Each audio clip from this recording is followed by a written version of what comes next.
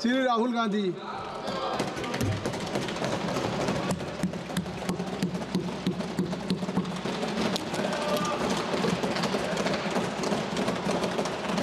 Thank you, Speaker Sir, for letting me speak today on the Constitution. Speaker Sir, in my last few speeches, I spoke about the concept of Abhay Mudra, the concept of fearlessness,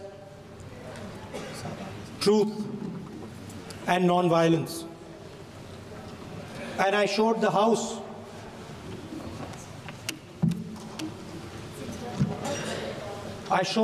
images of our different religions displaying this Abhay Mudra.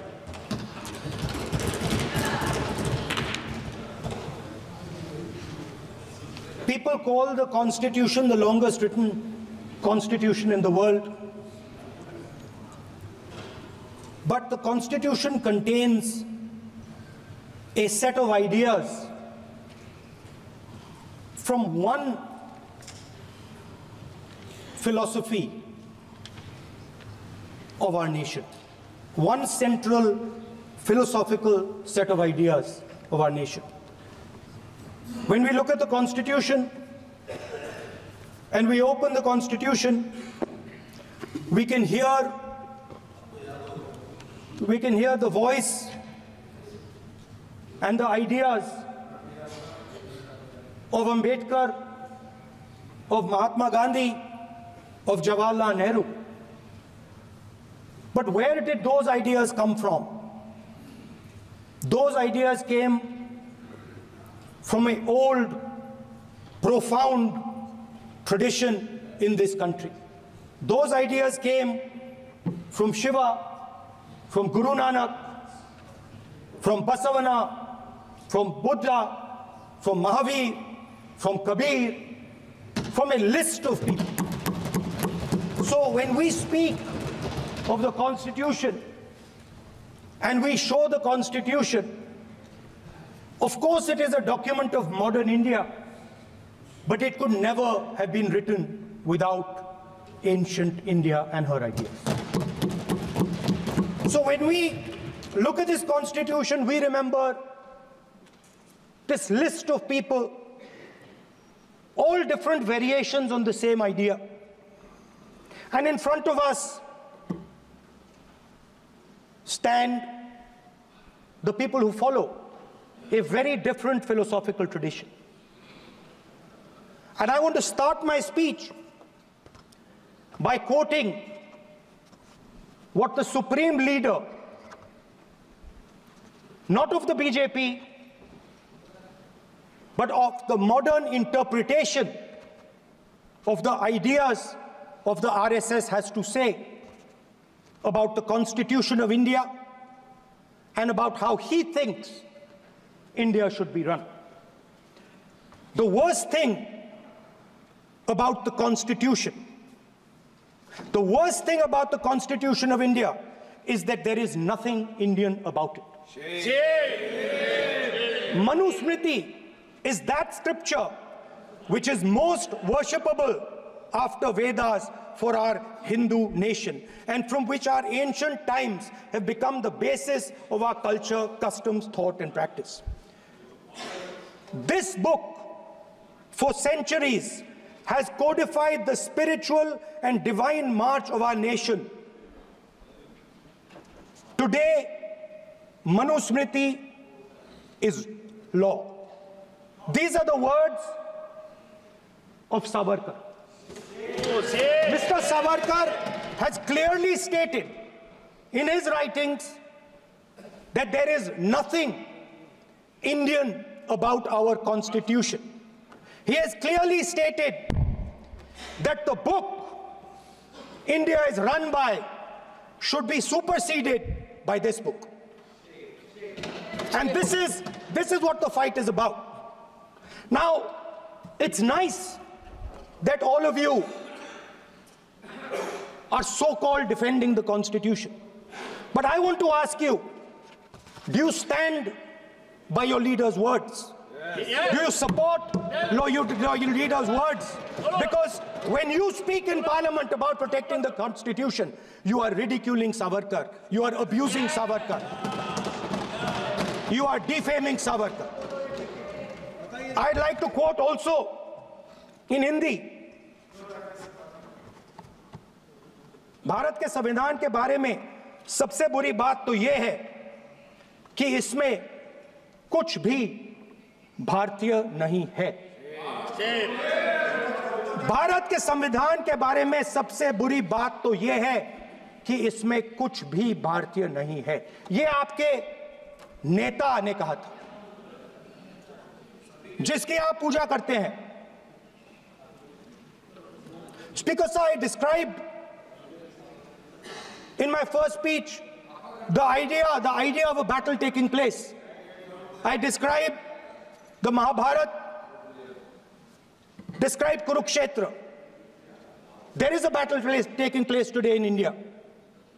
And on this side are the defenders of the idea of the Constitution. And from each state we have one. If you ask us Tamil Nadu, we will tell you Periyar. If you ask us Karnataka, we will say Basavana. If you ask us Maharashtra, we will say Phule ji, Ambedkar ji. If you ask us Gujarat, we will say Mahatma Gandhi. आप speaker को You praise these people. You praise these people hesitatingly because you have to. But the truth is that you want India to be run the way it used to be run. जैसे हिंदुस्तान पहले चलाया जाता था, वैसे ही आप हिंदुस्तान को चलाना चाहते हो। मैं बता रहा हूं, आ रहा हूं। पेशेंस रखिए थोड़ी, इतना एक्साइटमेंट नहीं होना चाहिए। स्पीकर सर, जब मैं छोटा था दिल्ली में, स्पीकर सर, दिल्ली के चारों ओर जंगल हुआ करता था। जो आज यहां रहते हैं उनको ताजुब होगा कि एम्स के बिल्कुल बगल में जंगल शुरू होता था। जहां रेलवे म्यूजियम है वहां पे जंगल शुरू होता था। वैसे ही जंगल में, दोनों नॉर्थ और साउथ, वैसे ही जंगल में हजारों साल पहले एक युवा, 6-7 साल का युवा,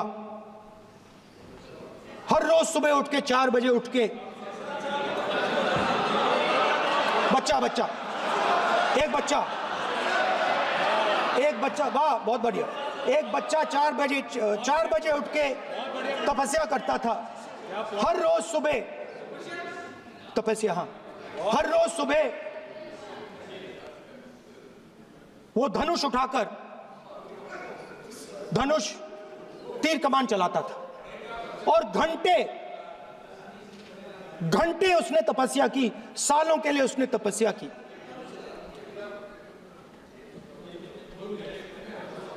पास लोगों को पता लगने लगा कि लड़का है। यही तो आप नहीं समझ सकते हो, यही प्रॉब्लम है, यही तो प्रॉब्लम है।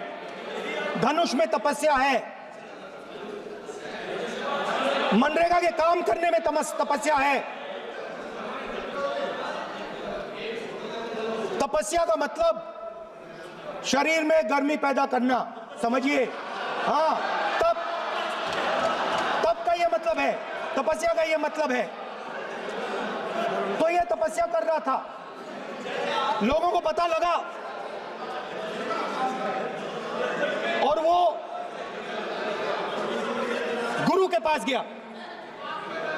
लड़के का नाम एकलव्य था और वो गुरु के पास गया और उसने कहा, गुरु द्रोणाचार्य जी,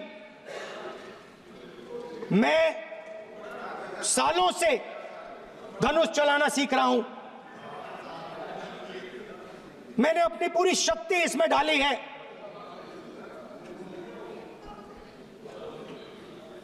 आप मेरी मदद कीजिए, आप मेरे गुरु बनिए। द्रोणाचार्य जी ने एकलव्य को कहा कि आप ऊंची जात के नहीं हो, आप ऊंची जात के नहीं हो, आप द्विजा नहीं हो। मैं आपका गुरु नहीं बनूंगा, यहां से तुम चले जाओ। और एकलव्य चला गया। फिर से एकलव्य ने तपस्या शुरू की, फिर से तपस्या शुरू की। कुछ साल बाद द्रोणाचार्य जी और पांडव उसी जंगल से निकले। एक कुत्ता भौंक रहा था, कहानी आपने सुनी है, सुना देता हूं। कुत्ता भौंक रहा था, अचानक कुत्ते की आवाज शांत हो गई। द्रोणाचार्य जी और पांडव पास गए और उन्होंने देखा कि तीरों के जाल में कुत्ता फंसा हुआ था।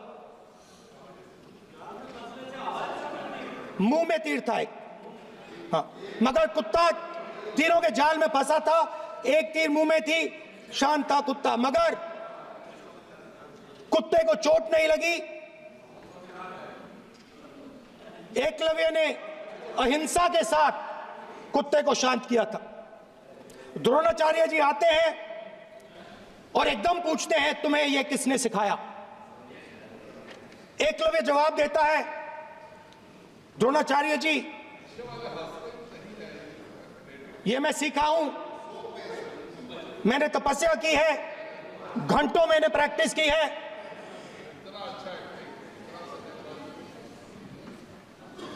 आपने मुझे गुरु बनने से मना किया था, तो मैंने एक मूर्ति, मट्टी की मूर्ति सामने रखी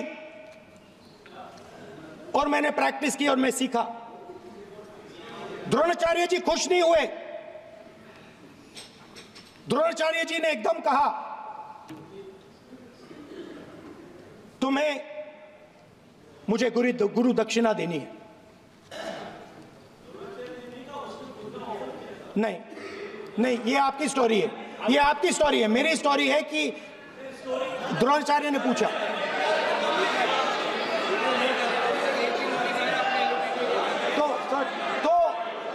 तो द्रोणाचार्य जी ने, Sir, the PM will not speak. You have to understand. If you are not giving order, Prime Minister has to speak. That you have to understand. If you are not giving protection, if you are not giving protection to LOP, then Prime Minister has to speak here. I will tell you. We will be very clear. ठीक है sir. माननीय सदस्य, आपको मैंने कई बार कहा, आप धमकी शब्दों में मत बोला करिए। एक मिनट जाती। द्रोणाचार्य जी ने, कार्य मंत्री बोले, कितने डिस्टर्बेंस कर रहे थे। द्रोणाचार्य जी ने कहा कि मुझे आप गुरु दक्षिणा दीजिए। मेरी स्पीच ले ली आपने। तो द्रोणाचार्य जी ने उनसे कहा कि गुरु दक्षिणा के लिए मुझे तुम्हारा हुनर, तुम्हारा भविष्य, तुम्हारा अंगूठा चाहिए। और एकलव्य ने अंगूठा काट के द्रोणाचार्य को दे दिया।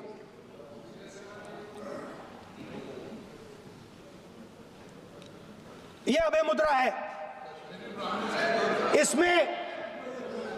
इसमें कॉन्फिडेंस,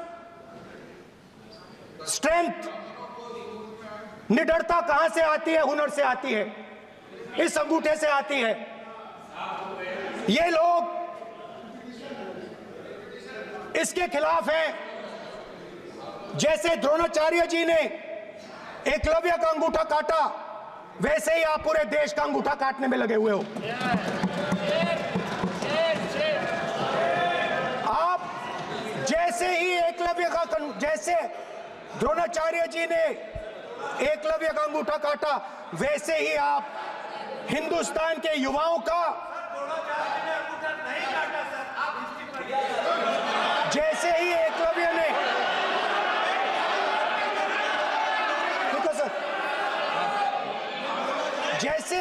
जैसे एकलव्य का अंगूठा काटा गया, वैसे ही आप हिंदुस्तान के युवाओं का सबका अंगूठा काटते हो। जब आप अदानी जी को धारावी देते हो, तो आप धारावी के जो एंटरप्रेन्योर्स हैं, जो स्मॉल एंड मीडियम बिजनेसेस हैं, उनका आप अंगूठा काटते हो।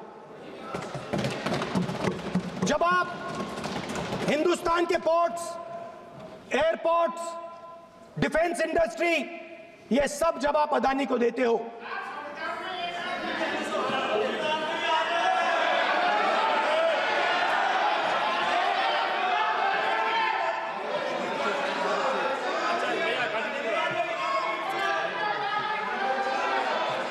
हिंदुस्तान के सारे जो फेयर प्ले बिजनेसेस हैं, जो ईमानदारी से काम करते हैं, आप उन सब का अंगूठा काटते हो जब आप अदानी की मदद करते हो।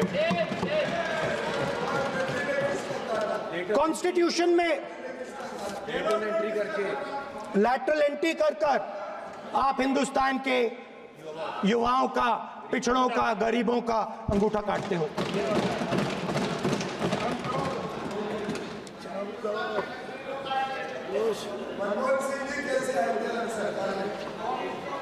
सर, स्पीकर सर, जैसे एकलव्य ने प्रैक्टिस की थी, वैसे ही हिंदुस्तान के युवा सुबह उठकर 4 बजे उठकर अलग अलग एग्जाम्स की तैयारी करते हैं।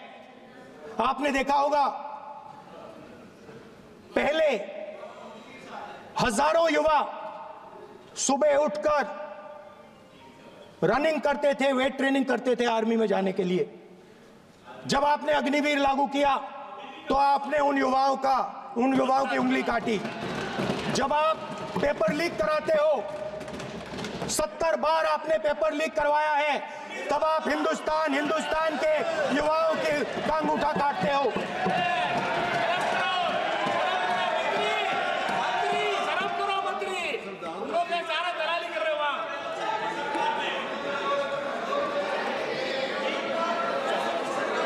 आज बाहर, दिल्ली के बाहर आपने किसानों पर टीयर गैस चलाया है, आपने किसानों पर लाठीचार्ज किया है। किसान आपसे एमएसपी मांगते हैं, सही दाम मांगते हैं, मगर आप अदानी को फायदा पहुंचाते हो, अंबानी को फायदा पहुंचाते हो और किसान का अंगूठा काटने का काम करते हो। देखिए, हम कहते हैं अभय मुद्रा, हम कहते हैं डरो मत, आप कहते हो हम आपका अंगूठा काट देंगे। ये फर्क है। एक तरफ कौन सर बोले, मेरे कहना है कि हम एक मिनट प्लीज बैठिए, आप बैठिए, प्लीज बैठिए, आप बैठिए। आज हम भारत के संविधान की 75 वर्ष की गौरवशाली यात्रा कर रहे हैं, और कर भाई ये चर्चा हुई थी कि हम संविधान की चर्चा करते समय उसकी उच्च कोटि की ये अपेक्षा है। आप स्पीकर सर, आप राष्ट्रपति भाषण नहीं है। कॉन्स्टिट्यूशन में कहीं नहीं लिखा है कि मोनोपोली होनी चाहिए। कॉन्स्टिट्यूशन में कहीं नहीं लिखा है कि पेपर लीक होना चाहिए। कॉन्स्टिट्यूशन में कहीं नहीं लिखा है कि अग्निवीर होना चाहिए। कॉन्स्टिट्यूशन में ये सब नहीं लिखा है, इसलिए मैं यहाँ रेस कर रहा हूँ। कॉन्स्टिट्यूशन में नहीं लिखा है कि हिंदुस्तान के युवाओं का अंगूठा काटना चाहिए, उनका जो हुनर है उनसे छीना जाना चाहिए।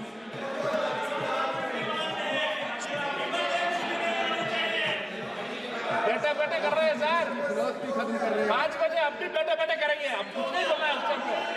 5 बजे देखिएगा, 5 बजे देखिएगा क्या कर। स्पीकर सर,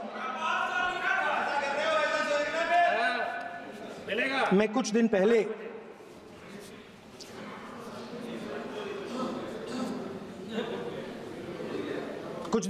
मैं हाथरस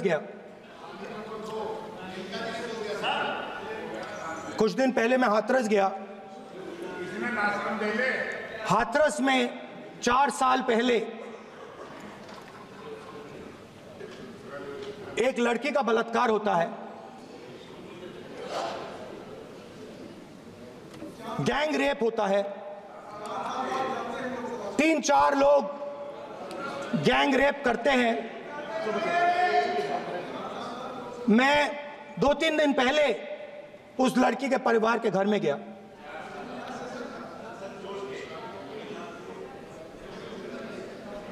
जिन्होंने गैंग रेप किया वो बाहर घूम रहे हैं और लड़की का परिवार अपने घर में बंद है। लड़की का परिवार बाहर नहीं जा सकता है। जो अपराधी हैं वो उनको रोज धमकाते हैं और वो बाहर घूमते हैं।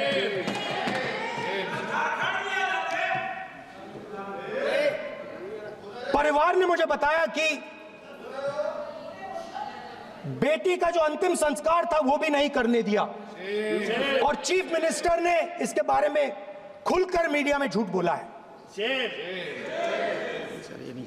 ये कॉन्स्टिट्यूशन में कहां लिखा है? ये कॉन्स्टिट्यूशन में कहां लिखा है कि जो बलात्कार करते हैं वो बाहर रहे और जिसका रेप हुआ है, जिसके परिवार, उस परिवार को बंद कर दिया जाए? कहां लिखा है कॉन्स्टिट्यूशन में?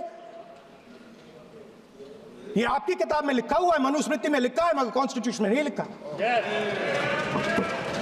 और अगर आप कहते हो कि यूपी में आपका राज है और वहां पे कॉन्स्टिट्यूशन नहीं लागू होता है, वहां पे मनुस्मृति लागू हो रही है।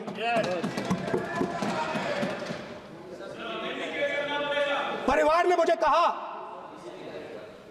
ने मुझे कहा कि यूपी की सरकार ने उन्हें वायदा किया था, कहा था कि हम आपका रिलोकेशन करेंगे, आपको कहीं और रहने की जमीन देंगे।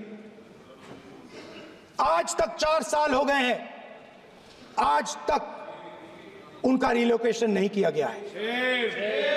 और हर रोज उन्होंने मुझे फोटो दिखाई, वो बाहर निकलते हैं और जिन्होंने बलात्कार किया वो धमकाते हैं उनको।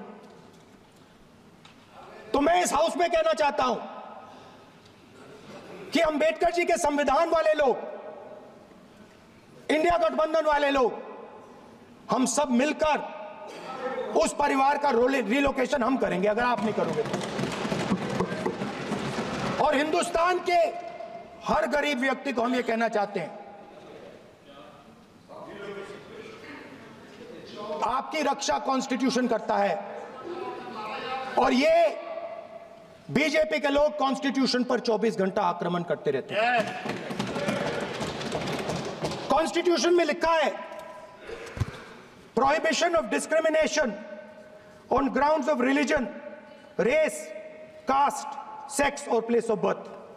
The state shall not discriminate against any citizen on grounds only of religion, race, caste, sex, place of birth or any of them. Some days back, youngsters from Sambal came to see me. Innocent people, they had done nothing. They were just, वो बस पास में थे, 5 लोगों को गोली मार के हत्या कर दी। ये कहां लिखा है कॉन्स्टिट्यूशन में? ये कहां लिखा है कॉन्स्टिट्यूशन में? तो लिखा है prohibition of discrimination of grounds of religion. और जहां भी आप जाते हो, एक धर्म को दूसरे धर्म से लड़ाते हो, नफरत फैलाते हो। कहां लिखा है कॉन्स्टिट्यूशन में? कहां लिखा है कॉन्स्टिट्यूशन में कि एक धर्म को दूसरे धर्म से लड़ाना है? कहां लिखा है कॉन्स्टिट्यूशन में कि दलित परिवार को बंद करके अंदर रखना है और उनके अपराधियों को बाहर घूमने देना है? कौन से कॉन्स्टिट्यूशन में लिखा है? मुझे दिखाइए।